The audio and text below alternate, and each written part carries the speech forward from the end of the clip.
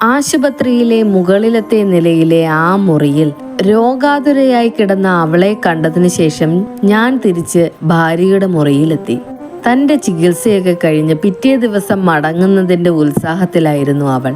നീ എന്നെ അങ്ങോട്ട് പറഞ്ഞയക്കേണ്ടിയിരുന്നില്ല, അവളോട് പറഞ്ഞു. അവൾ ചൊടിച്ചു. ഞാൻ പറഞ്ഞയച്ചതാണല്ലേ. ആ സ്ത്രീ മുകളിലത്തെ നിലയിലെ ഒരു മുറിയിൽ ചികിത്സയിലുണ്ട്, വേണമെങ്കിൽ താല്പര്യമുണ്ടെങ്കിൽ ഒന്ന് പോയി കണ്ടോളൂ എന്ന് പറഞ്ഞതല്ലേ ഉള്ളൂ. സ്വന്തം ഇഷ്ടാനുസരിച്ച് കാണാൻ പോയിട്ട് ഇപ്പോൾ എനിക്കായോ പഴി? എന്താ പഴയ കൂട്ടുകാരി തിരിച്ചറിയാൻ കൂട്ടാക്കിയില്ലേ? ഇറക്കി വിട്ടോ? എന്തു പറ്റി? മറുപടിയുടെ അവസാന ഭാഗം അവ്യക്തമായിരുന്നിട്ടും പ്രകോപിതനായില്ല. അതിനുള്ള യാതൊരു മാനസികാവസ്ഥയും ഉണ്ടായിരുന്നതുമില്ല. ഒട്ടൊരു ആത്മകഥം പോലെ പറഞ്ഞതേയുള്ളൂ. മഹാരോഗങ്ങൾ പിടിപെട്ട് കിടക്കുന്നവരെ ആരെയും കാണുന്നത് സുഖമുള്ള ഏർപ്പാടല്ലല്ലോ, പരിചയമുള്ളവരെ പ്രത്യേകിച്ചും. ഭാര്യ അർത്ഥസൂചകമായി വീണ്ടും തൊടുത്തു. വെറും പരിചയമല്ലേ, കുറേ നേരമായല്ലോ പോയിട്ട്. എന്താ പണ്ടത്തെ കഥകളും ഓർമ്മകളും ഒക്കെ പങ്കിട്ട് വീണ്ടും പഴയ കോളേജ് ചെക്കനായി മാറിയോ? എല്ലാം വീണ്ടും ആരംഭിച്ച് കളയാമെന്ന് തോന്നുന്നുണ്ടോ? ഒന്നും പറയാൻ തോന്നിയില്ല. വേണമെങ്കിൽ ചോദിക്കാമായിരുന്നു.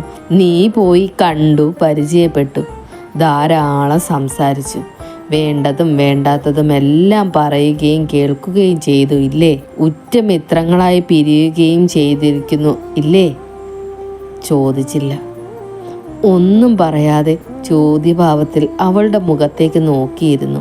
പഴയ കോളേജ് ചെക്കനായിന്നോ? എന്താ നീ ചോദിച്ചത്? ഇത് യന്ത്രത്തിൻ്റെയും മൃഗത്തിൻ്റെയും കാര്യമല്ലല്ലോ, മനുഷ്യബന്ധങ്ങളുടെ സങ്കീർണം നിറഞ്ഞ അവസ്ഥ വിശേഷങ്ങളല്ലേ. അവിടെ നാം എന്താകണം, ആരാവണം എന്നൊക്കെ നിശ്ചയിക്കുവാൻ നമ്മൾ ആരാണ്? ഏതോ അജ്ഞാത ശക്തി വിശേഷങ്ങൾ നമ്മെ ഓരോ അവസ്ഥയിൽ ഓരോന്നാക്കി മാറ്റുന്നു. നാം ഉദ്ദേശിക്കുന്നത് പറഞ്ഞു പോകുന്നു, പ്രവർത്തിച്ചു പോകുന്നു. അതിന് അനുഗ്രഹാശിസ്സുകളും അശ്വനിപാദങ്ങളും അനുഭവിക്കുകയും ചെയ്യുന്നു. യുക്തിക്ക് അപഗ്രഥനത്തിനും ഇവിടെ എന്തു പ്രസക്തി? നിനക്ക് അവളെ പോയി കാണാൻ തോന്നിയത് എന്താണ്? അറിയാതെ അടുപ്പം തോന്നിയത് കൊണ്ടാണ്. പരസ്പര വിശ്വാസത്തിൽ ധാരാളം അങ്ങോട്ടും ഇങ്ങോട്ടും പറഞ്ഞു പോയത് എന്താണ്?